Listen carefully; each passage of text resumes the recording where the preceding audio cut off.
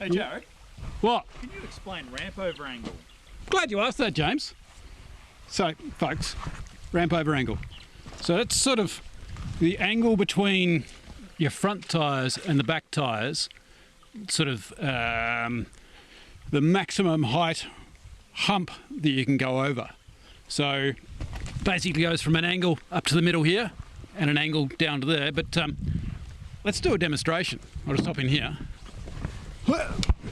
Excuse me. Ignore the oh no, not too bad with the snorkel. So we're going through,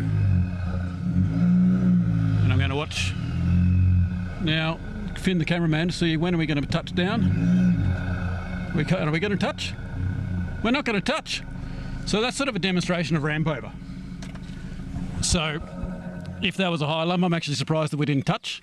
But if that was a high lump, we'd touch. So that's ramp over. If you go over too high a thing, then you end up turtled, which is what I did the other day. So got a little bit of footage of that, but my boys shot. But that's ramp over, people.